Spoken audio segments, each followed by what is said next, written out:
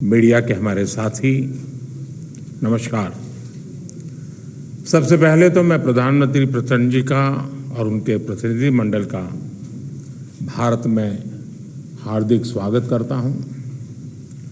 मुझे याद है 9 साल पहले 2014 में कार्यभार संभालने के 3 महीने के भीतर मैंने नेपाल की अपनी पहली यात्रा की थी। उस समय मैंने भारत नेपाल संबंधों के लिए एक हीट फॉर्मूला HIT दिया था। हाईवेज, आईवेज और ट्रांसवेज। मैंने कहा था कि भारत और नेपाल के बीच ऐसे संपर्क स्थापित करेंगे कि हमारे बॉर्डर्स, हमारे बीच बैरियर्स न बने। ट्रक्स की जगह पाइपलाइन से तेल का निर्यात होना चाहिए। साझा नदियों के ऊपर ब्रिज बनाने चाहिए। नेपाल से भारत को बिजली निर्यात करने के लिए सुविधाएं बनाई जानी चाहिए।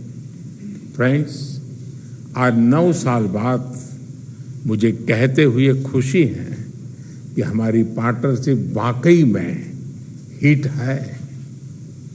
पिछले 9 सालों में हमने अनेक क्षेत्रों में कई उपलब्धियां हासिल की हैं। बीरगंज में नेपाल की पहली ICP बनाई गई।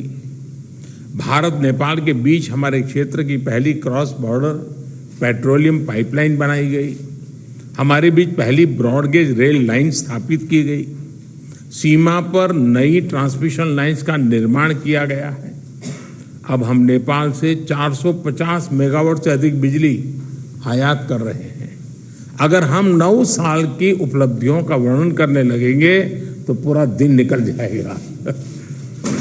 फ्रेंड्स, आज मैंने और प्रधानमंत्री प्रचंड जी ने भविष्य में अपनी पार्टनरशिप को सुपर हिट बनाने के लिए बहुत से महत्वपूर्ण निर्णय लिए हैं।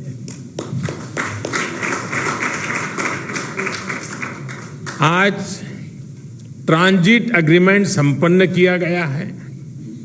इसमें नेपाल के लोगों के लिए नए रेल रूट्स के साथ साथ भारत के इनलैंड वाटरवेज की सुविधा का भी प्रावधान किया गया है। हमने नए रेल लिंक स्थापित कर फिजिकल कनेक्टिविटी को बढ़ाने का निर्णय लिया। साथ साथ भारतीय रेल संस्थानों में नेपाल के रेल कर्मियों को प्रशिक्षण प्रदान करने का भी निर्णय लिया गया है। नेपाल के सुदूर पश्चिमी क्षेत्र से कनेक्टिविटी को बढ़ावा देने के लिए सिरसा और झूलाघाट में 2 और पुल बनाए जाएंगे। क्रॉस बॉर्डर डिजिटल पेमेंट के लिए उसके माध्यम से फाइनेंशियल कनेक्टिविटी में उठाए गए कदमों का हम स्वागत करते हैं।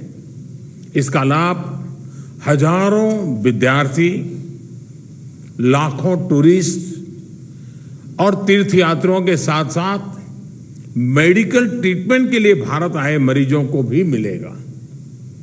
3 ICP के निर्माण से आर्थिक कनेक्टिविटी सुदृढ़ होगी।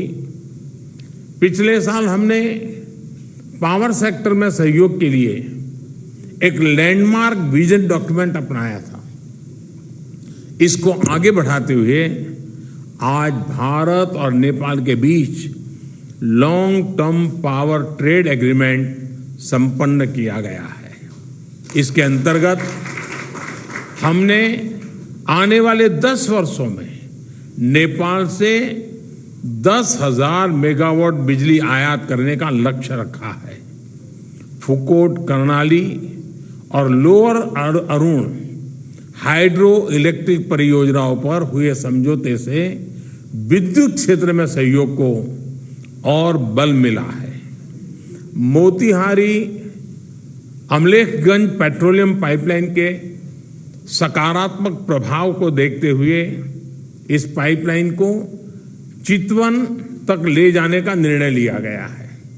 इसके अलावा सिलीगुड़ी से पूर्वी नेपाल में झापा तक एक और नई पाइपलाइन भी बनाई जाएगी। साथ साथ चितवन और झापा में नए स्टोरेज टर्मिनल भी लगाए जाएंगे। नेपाल में एक फर्टिलाइजर प्लांट स्थापित करने के लिए आपसी सहयोग पर भी हमारी सहमति हुई है। फ्रेंड्स, भारत और नेपाल के धार्मिक और सांस्कृतिक संबंध बहुत पुराने हैं और बहुत मजबूत है।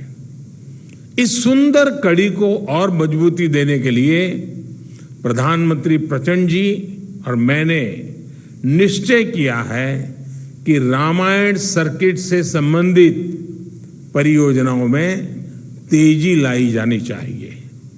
हम अपने रिश्तों को हिमालय जितनी ऊंचाई देने के लिए काम करते रहेंगे और इसी भावना से हम सभी मुद्दों का, चाहे बाउंड्री का हो या कोई और विषय, सभी का समाधान करेंगे। एक्सेलेंसी प्रधानमंत्री प्रचंड जी, आप कल इंदौर और धार्मिक शहर उज्जैन की यात्रा करेंगे। मुझे विश्वास है कि आपकी उज्जैन यात्रा ऊर्जामयी होगी और पशुपतिनाथ से महाकालेश्वर की इस यात्रा में आपको आध्यात्मिक अनुभूति भी होगी। बहुत बहुत धन्यवाद।